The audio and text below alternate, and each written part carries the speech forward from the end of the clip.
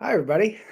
My name is Camper English, and welcome to this chat sponsored by Beverage. You may be watching on the beverage.co website or on YouTube live or later. So, hello. Thanks for joining us.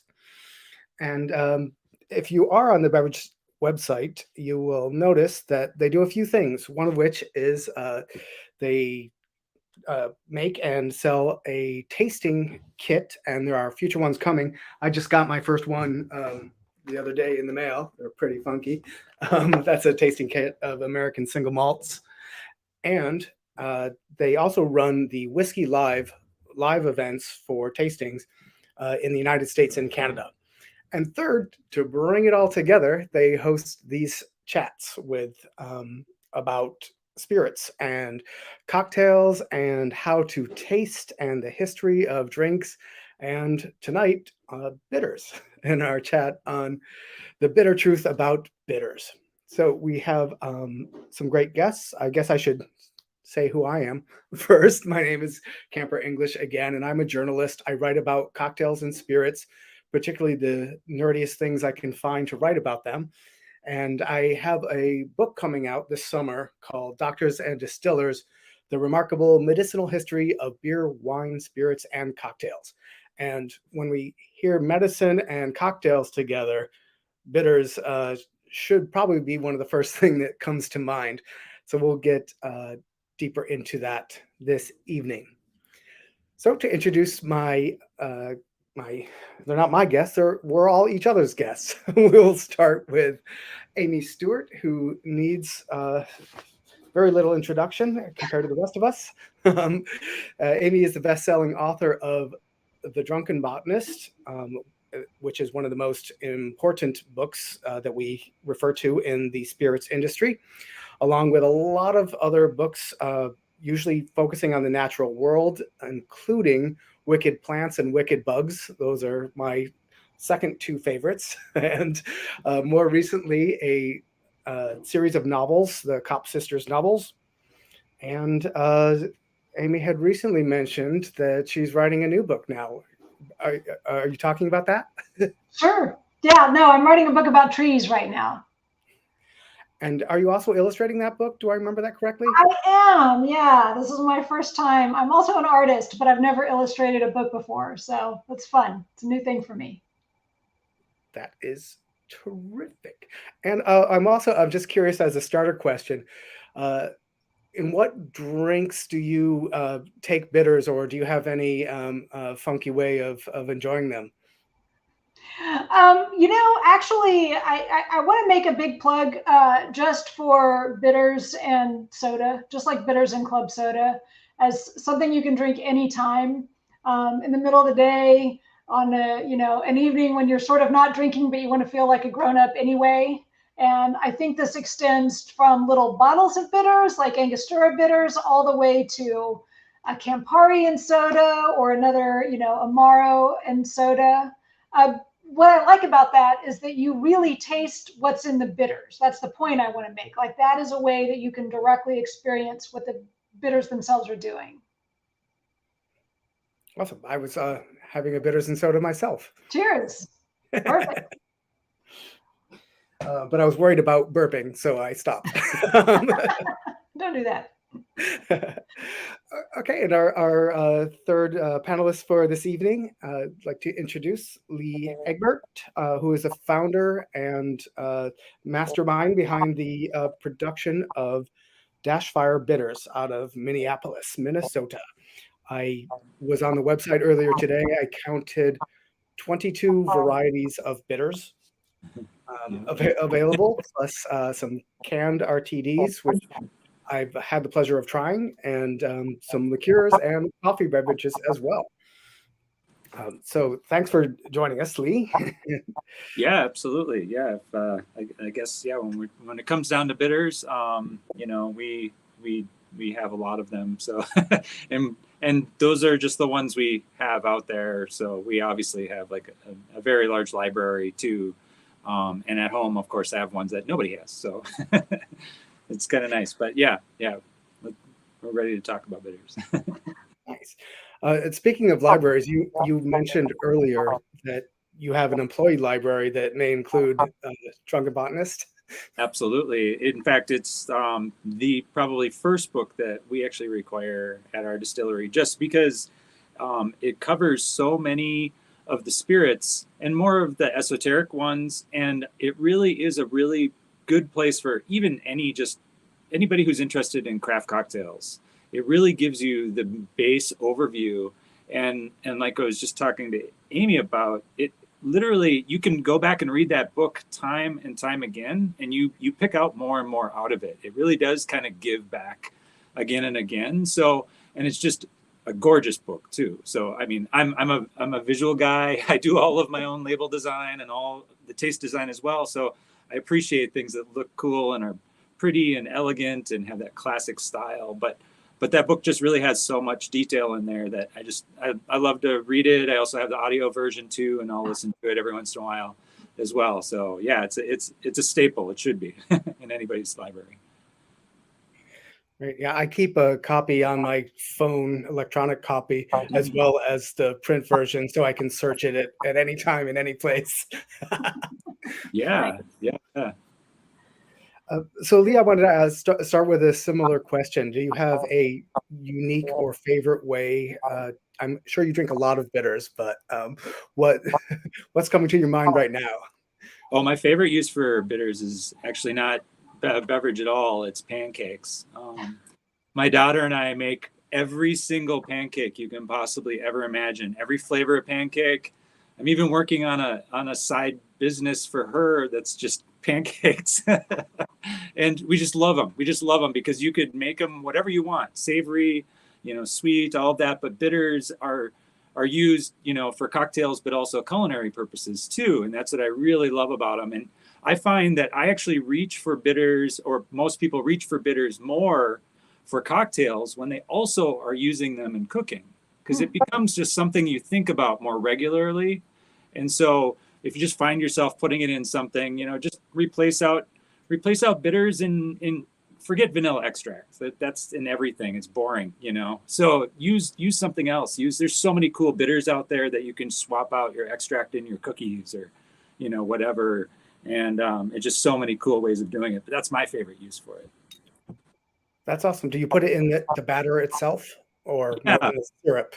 It goes a couple ways. Like, yeah, we'll put in good amounts into the batter so we get that flavor, and then sometimes we'll mix it into the syrup. So like we have a spiced apple bitter. So of course we add a ton of that to the maple syrup, and then it kind of gives a spice profile there. Or we might add like allspice to like coconut syrup and have that with pineapple pancakes. And so there's a couple different ways of doing it. Yeah. That's cool. I'd always remembered that the Angostura bottle includes recommended food uses for it, including preserved fruits, jellies, sherbets, ice cream, sauces and pudding, mince pies, and applesauce, as you have in your pancake.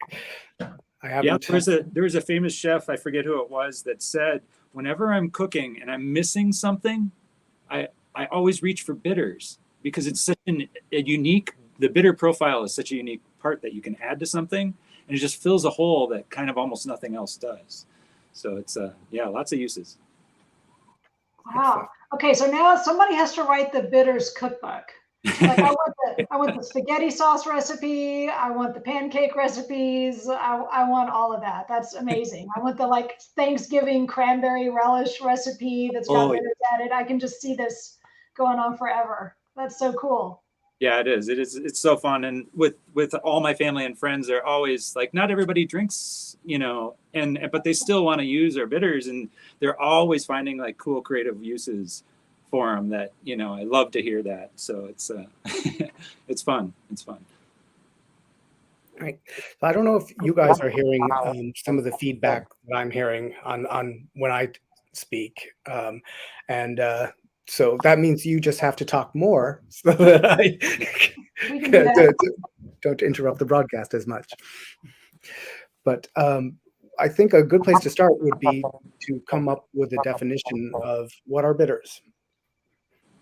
I would say they are a formerly medicinal cocktail flavoring, usually, with bitter botanicals, including roots, barks, herbs, flowers, and other plant parts, usually infused into alcohol, but not always. Am I wrong? No, that's definitely. I mean, that's kind of the original use, right? The medicinal, and then I always describe it as it's the spice cabinet for the cocktail world. It's you have individual tinctures, which are just kind of single flavor bitters. They might not specifically be bitter. So tincture is a new term we're throwing out there at you. But those are kind of like your individual spices, like cinnamon or clove. But then you have these blends, kind of like Monterey steak spice seasoning, you know. So you have these blends of bitters, and that's where you get like an Angostura or, you know, different aromatic bitters, those kinds of things. So I call it that. I, you know, say it's the salt and pepper of the cocktail world, and you would never just have, in my opinion, just have one spice in your cabinet. You're going to want to have a whole bunch. So that's what we love to do. So. And one thing I wanted to ask, a big picture question of Amy, is why are plants not all yummy and taste like strawberries and watermelon? Why would plants make themselves bitter?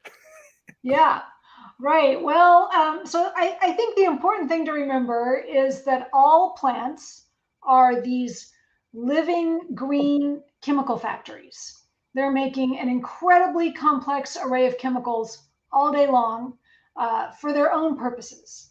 So some of them are to repel predators. So this is a big one with why would a plant taste bitter? Well, it's so that it doesn't get eaten. You know, you have to remember, if you're a plant, you're rooted in the ground, so you can't run away and hide. You don't have opposable thumbs, so you can't fight back. So really all you can do is inflict pain and suffering on anyone who tries to eat you, right? Which is why really, I also wrote a book about poisonous plants, and it's why really you'd be amazed at how many plants are either highly toxic to you or at least not edible for you. Like, they're not food for us. That's not why plants do what they do.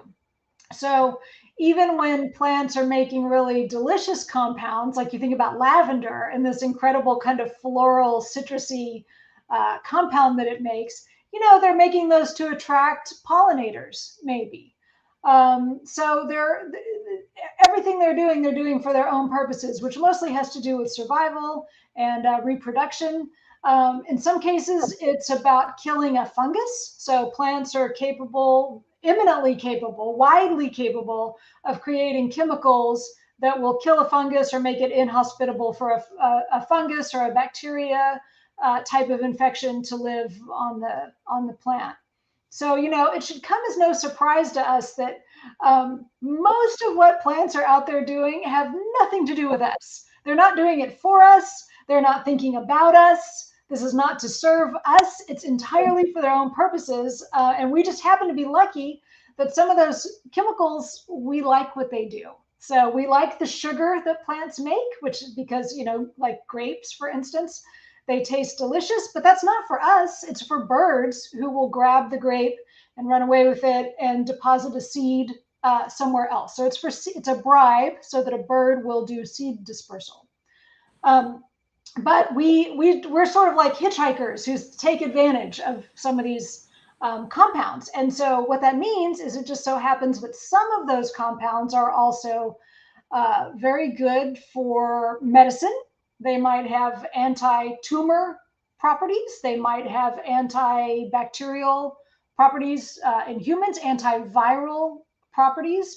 But that's a coincidence. They weren't doing that for us. They were doing that for themselves. And we just happened to kind of glom onto it, which is, you know, very much at the root of what your book is about, is this early history of plants as medicine and, you know, kind of where we've gone from there.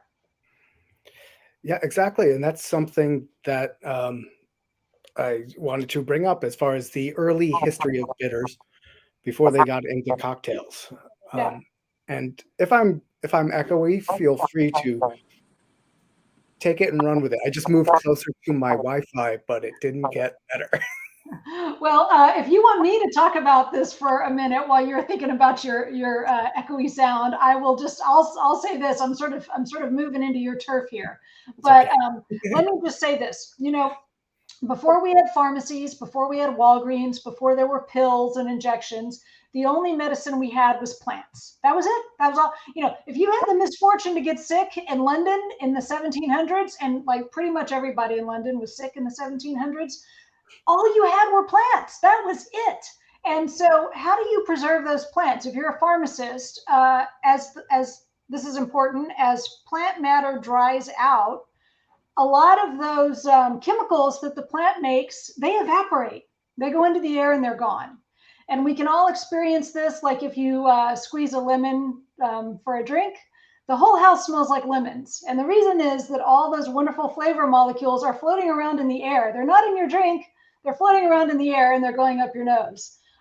Which is why fresh lemon juice is so wonderful. But if you leave lemon juice for even an hour or two, it starts to taste bitter. It's because all those really delicious volatile molecules have flown away and left.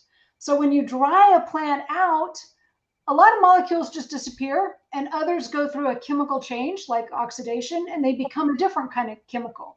So if you're a pharmacist and you're trying to give a plant-based drug to somebody, you need a way to preserve the chemicals in that plant until the sick person comes to you next January or whenever they're going to show up in your pharmacy.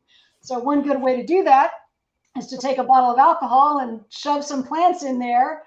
And alcohol is a solvent, so it can extract chemicals from the plant and hold them in a somewhat stable state. And as I'm sure Lee can tell us, you know, not every chemical that a plant makes is in fact alcohol soluble. Some of them are water soluble. Some of them are fat soluble. So like maybe if you think about old perfumes, like these old Italian medieval perfumes were creams that you would rub on yourself. That's because a lot of very floral molecules are only soluble in fat. Yeah, exactly. I mean, that's what we do, even like with citruses, for example, because we were talking about like the early history of all of this. And with cocktails, it was a way to also preserve some of those fresh fruits. So when you could macerate or soak the botanicals in alcohol, then that could extract out the flavors from it and preserve it, just like she said. We've actually we're working on a long study on maceration, actually, on testing out with botanicals which ones, testing out both the proof of the spirit, the time, and the temperature that we soak those botanicals, because we're finding that there's families of botanical groups that macerate in a very similar way. So it's very interesting. In fact, chicory, for example, is a beautiful botanical. If you take almost 100% ABV alcohol, 100% proof, 200 proof alcohol almost, and macerate chicory in that, but then you macerate it. We did it a gradient all the way from 100% down to 0%, which is water, 100% water. We did that maceration. And it was amazing to find where the chicory wanted to give up its botanicals flavors more. You would think really high proof alcohol would extract that. It doesn't. It's actually the worst. Chicory extracts much better in water, and they're actually polar opposites. Ethanol and water they're electrically polar opposites. So they're definitely going to be drawing different things. They're chemically different, just like Amy was saying. So yeah, it definitely is, and over time, people have found what works and what doesn't. That's why, like, we make a bay leaf, because one of the reasons is because bay leaf is notorious for its chemicals evaporating into the atmosphere quickly. If you buy it and you go to make a soup and you wait 6 months, you got to go out and buy another, thing of bay leaf, and for me, by extracting it into alcohol does preserve that. And then you can bottle it up and it actually keeps it contained. Same thing with Sichuan peppercorn. it does the same thing. It's probably one of the most volatile ones that we work with. And even when we get it, we have to be very careful with it when we get it so that those chemicals don't blow off. And but once we get it in the liquid and extracted, it lasts a lot longer. So that's exactly what the pharmacists were doing. They were trying to capture these things and not waste those botanical materials, because some of them are very rare, coming from different places from around the world. And so, yeah, that's exactly. Yeah, and I was just going to say, I think we've all experienced this ourselves, right? Like basil, if you cook with basil, you use it fresh right at the very end. You would never put it in at the beginning when your lasagna goes in the oven. There would be no flavor left. Whereas rosemary behaves differently in response to heat. So we've all experienced this ourselves, but I think it's something people get confused about if they try to make their own bitters. They sort of think they can go grab 5 different things that they love the flavors of and stick them in some alcohol, and that the flavors they like are the ones that are just going to coincidentally be extractable in that particular level of alcohol. And it's just this huge surprise when it doesn't work that way. But that's the skill of the bitters maker. And back in the days that Camper's writing about in his book, it's the skill of the pharmacist. That's what they had to know how to do. I also wonder, and I'm not sure, let me know if you can hear me. If a lot of people have analyzed old bitters, bottles of bitters, and I wonder if over the years the chemical components have changed a bit, and what we think we get out of analyzing, say, Stoughton's bitters or Boker's or Abbott's, these once very important brands of bitters, if we're seeing a modern snapshot and not a vintage snapshot of what went in them in the first place.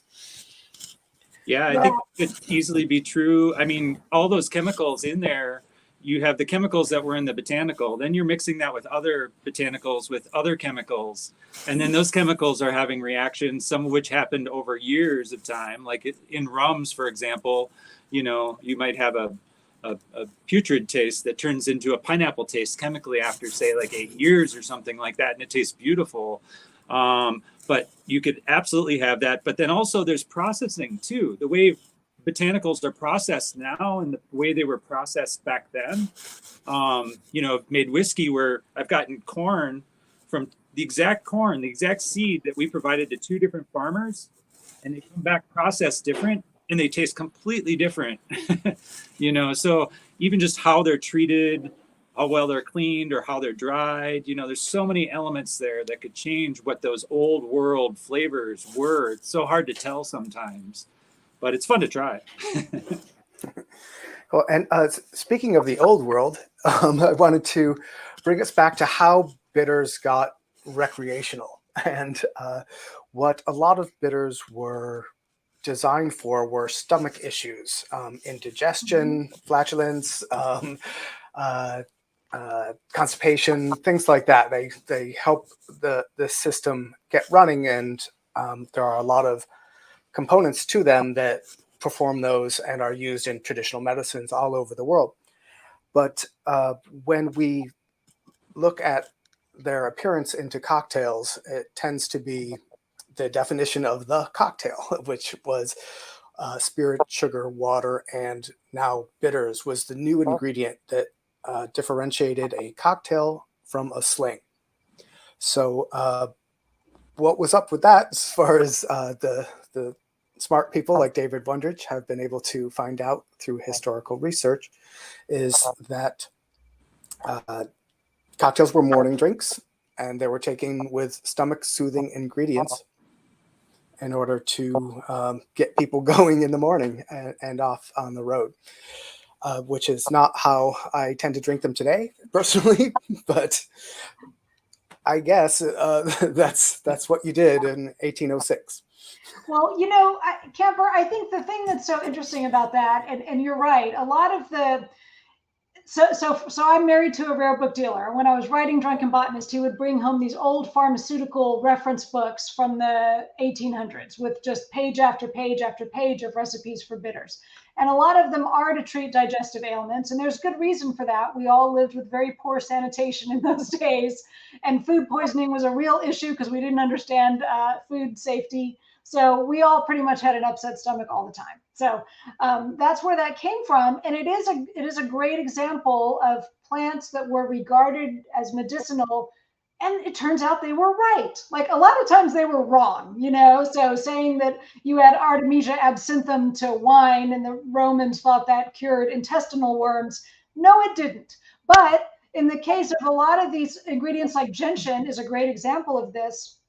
There's new research today. I talked to a Dr. Lena Strew at Rutgers is who I interviewed about gentian. She travels all over the world looking at pharmaceutical uses for gentian, which is that bitter component that you get in Campari and in just a lot of bitters.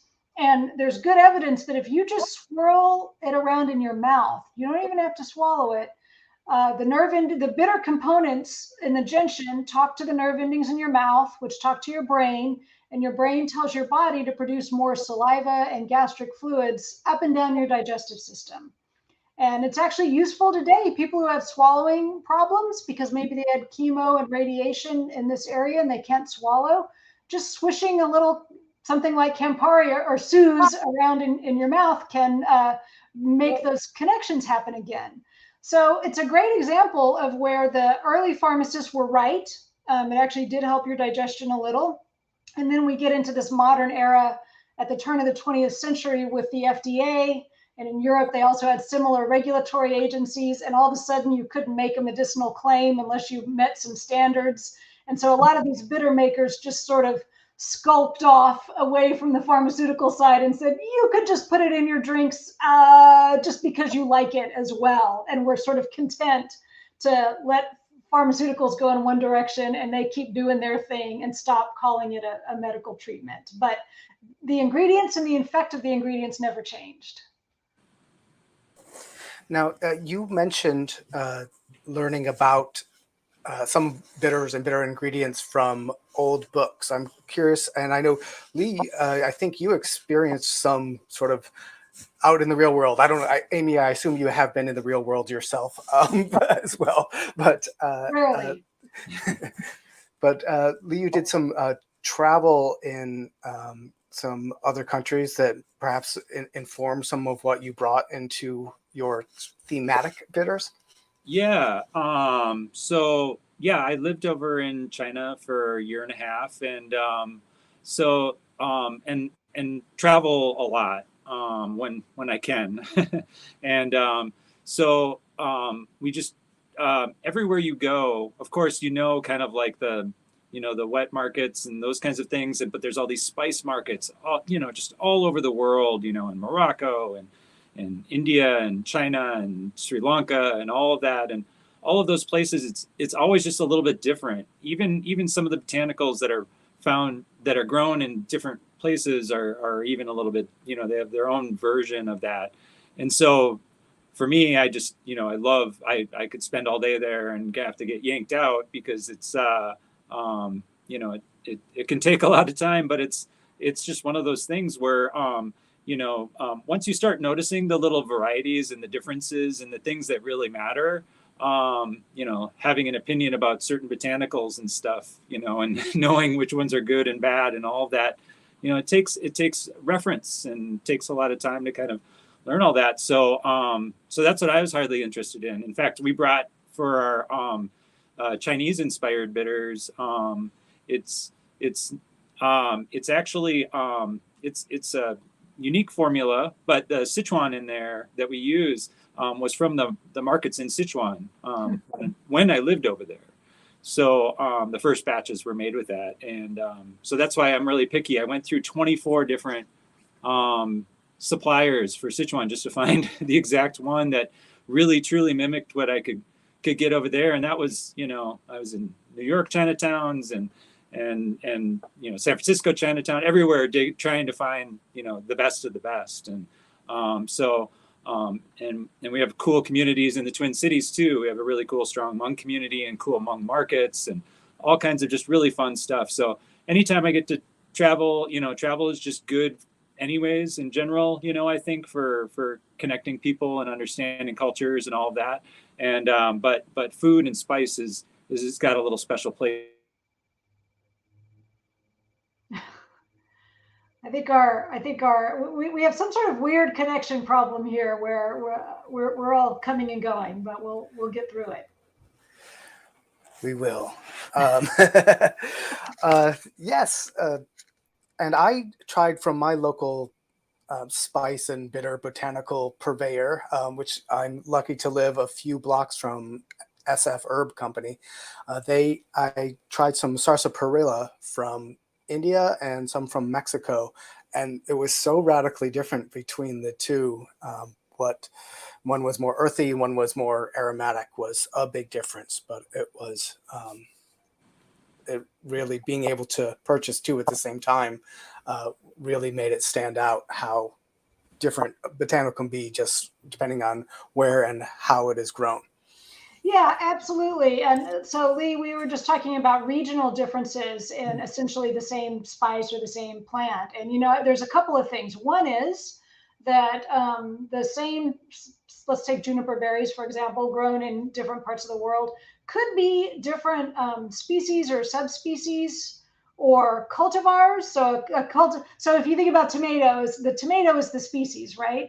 But a beefsteak tomato is very different from a sun gold cherry tomato. And so those are cultivars, but they are obviously genetically different, right? And different flavors and shapes and sizes.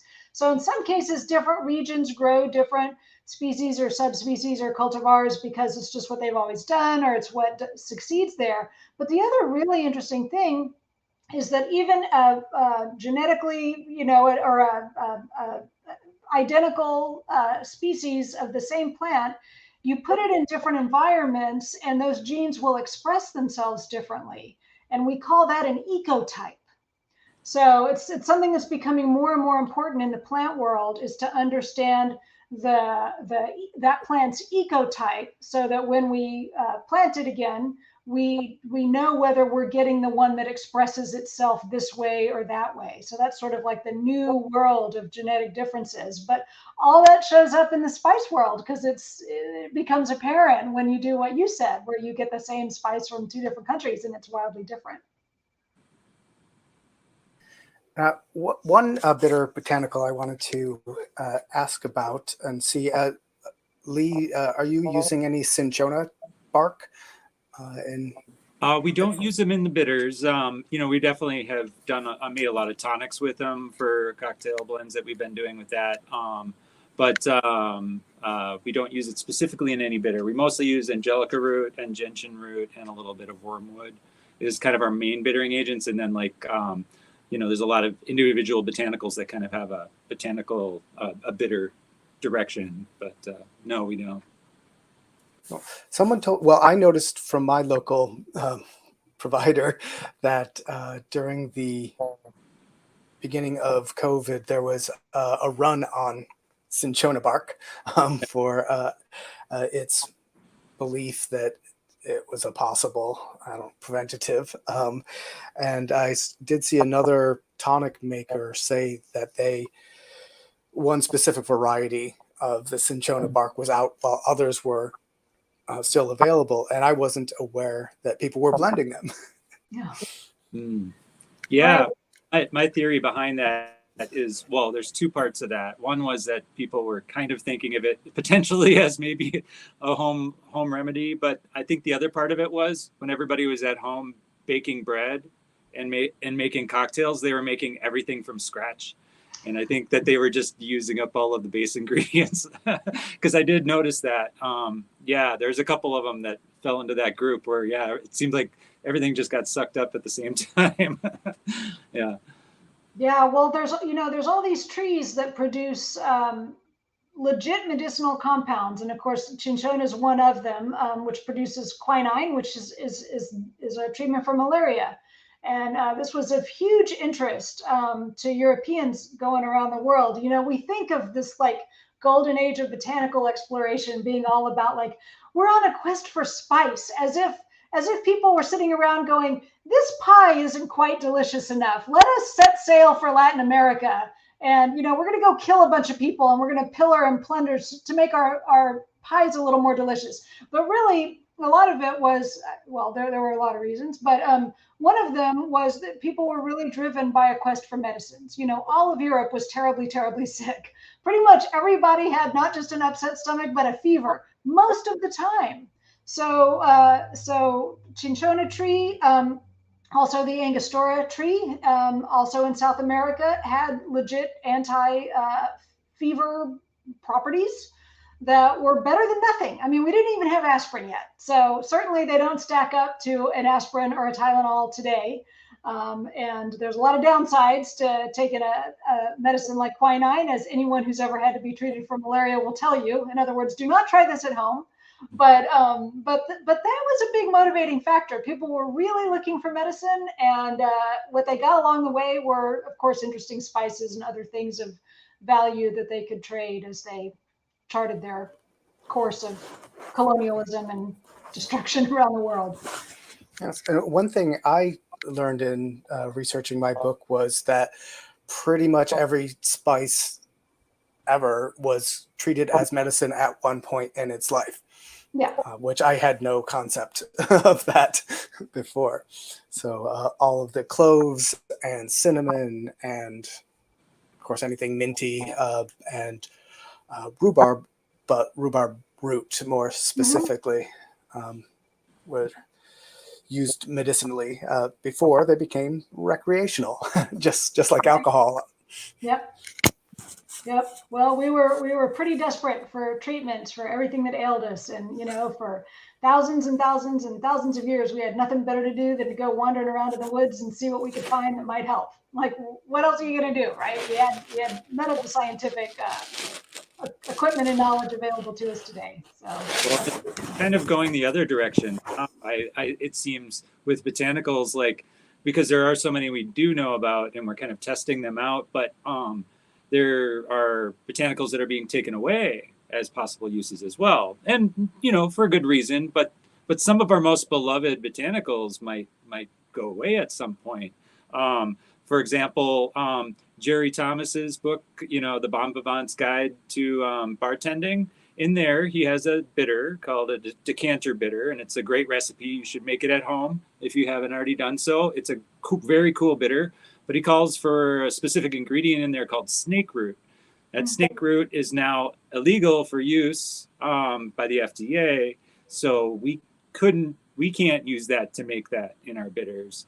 But because it's carcinogenic. But oddly enough, one of the most carcinogenic botanicals out there is cinnamon. And so so it's, you know, they've kind of picked and choose, but I think if they outlawed cinnamon, I think there would be an uprising around the world. So it is interesting kind of how we pick what's good and bad, and we're always learning new things. So I think it's always going to be kind of ever changing, and what we can use, you know. So yeah, another one that passed out of our ability to use it was sassafras, used in traditional root beers, and as well as coumarin as an additive. And coumarin is a compound that's found particularly in tonka beans, and that was definitely used in some historic recipes for bitters.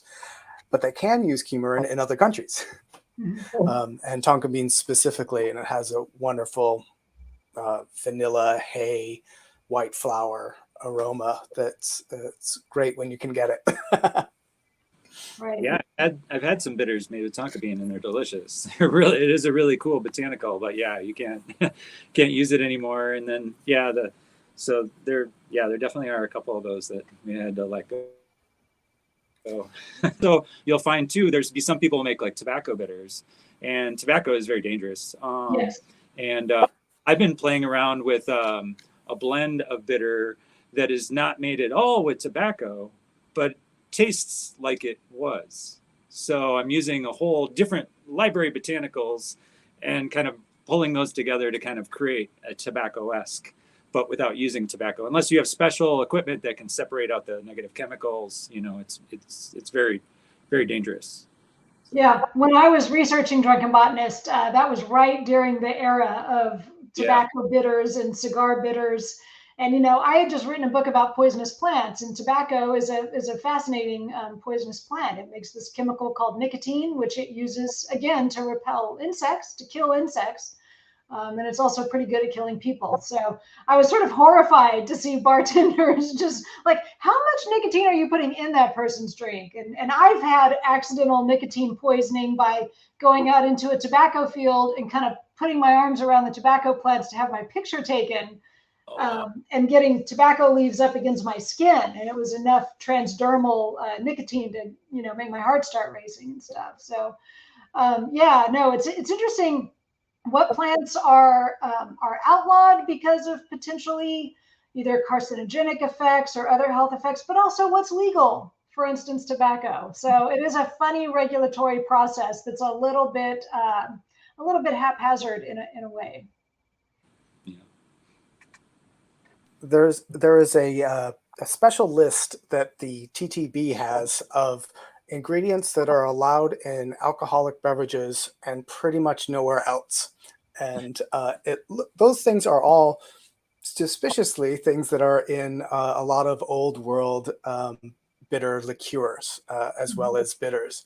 And they include, well, quinine, I believe, is one that it can be, that can be in non-alcoholic beverages as well. And garden rhubarb root is another one that's on that super special list that I'm always referring to because it's a interesting subset of ingredients found in bitter liqueurs and bitters themselves. Right. Yeah. Well, I think Artemisia absinthium is a great example of a plant that has seen wild swings in its status. So, you know, for those of you who don't know, Artemisia absinthium, also called wormwood, is sort of the silvery Mediterranean herb that's got this bitter, sort of eucalyptusy or menthol kind of flavor, and it was an ingredient in absinthe. And there was a lot of myths and misunderstandings about it, and it went from being outlawed to not outlawed in various places over the years. So there's just been a lot of back and forth about it. But, you know, for a long time, we didn't really have a way to do real sophisticated chemical analyses of these plants, and much less do any kind of rigorous studies. And to this day, you know, what gets studied depends on who has the money to study it and fund it. So a lot of what ends up on these lists do have to do with who's pushing for it, what the public perception of it is, and if anybody's got the money to fund the science to, you know, maybe make a change in the law. And recently, one thing I assume it's been studied now is star anise as an ingredient in Tamiflu, a anti-bird flu medicine. And apparently, I haven't fact checked, I suppose. There was a global run on star anise because of the need for this during some flu epidemics. Yeah, I believe it. Medicine keeps coming up. Yeah. Right. And for a lot of the, even the botanicals that we use or are often used for digestion in higher quantities, those become not great for us either. Well, wormwood is one of them, Artemisia absinthium, that is fine up until a point and then not so great. And the production of bitters must be fairly interesting. I don't know, Lee, if you've ever hit the point where you're like, okay, that's quite enough for today. Yeah, we with bitters, certainly, yeah, you can have too much. And like Amy was describing with the gentian root and kind of swishing it around your mouth, that bitter quality in the plant, you know, is to stop us from really using it or eating it. But it also is our digestive reaction to that bittering agent is because your body itself is thinking it's being attacked. So your body is doing the saliva and the stomach digestion to hurry up and get it out of your body. So when you've had a big meal and you do have something like an old fashioned with bitters in it or something, or bitters and soda even, you know, that will help, you know, kind of with that process faster. But it's because there's aperitifs and digestifs, and there's a fine line between the two. Aperitifs are, you know, before the meal, you know, and digestifs are after the meal. But there's a lot of crossover with the botanicals used in all of them, you know, and the theory is that the one aids in helping your body start the digestive tract so that you're excited for the meal and ready to go and can enjoy a nice big meal. But then at the end, you have the digestion of all of that after the meal. So it is pretty interesting. I don't think I've hit a break point on how much I can handle personally, but you know, we do good measures and stuff. But yeah, it can be. I think I have more problem with if I've had too much alcohol than I've had too much bittering agent. But yeah, no, it's so interesting, and it is really interesting that it found its way into the cocktail world. One of my kind of just personal theories, I know, you know, we've kind of all read kind of the different things. One of my thoughts was orange bitters was really one of the first bitters that really people glommed onto in terms of using them in cocktails. And I think that was just people looking for, you know, having orange in like the winter or those kinds of months when they couldn't have that fresh fruit available. I feel like that's also just that desire, you know, we're in Minnesota right now and it's horrible weather outside still. And we're just like, come on, get off this year. We want to get into spring, you know? So I think there is a little bit of a way. And then also that spice of life, you know, just in. Whoops. we can't win tonight. Spice of life, it just doesn't get any better than that. So absolutely. So yeah, also one thing that hadn't occurred to me was that oleosaccharum. I was like, why did everyone use this preservation method of citrus in their punch and not just a whole lot of citrus? Forgetting, having lived in California too long, that you can't get citrus all year round, particularly if you're on a ship exploring another country, for example. And so the making infusions as well as the syrups was a way to have your orange or other flavors all year round. yeah, I mean, let's not forget that. You know, fruit, especially before we had refrigeration or any kind of modern food storage, even canning, safe canning, fruit was a very short-lived proposition.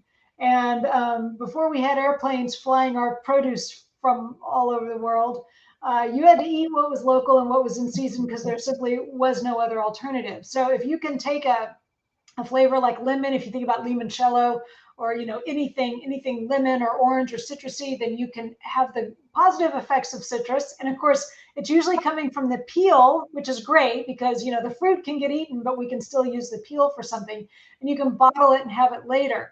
But the other side to that is it's useful for the farmer too.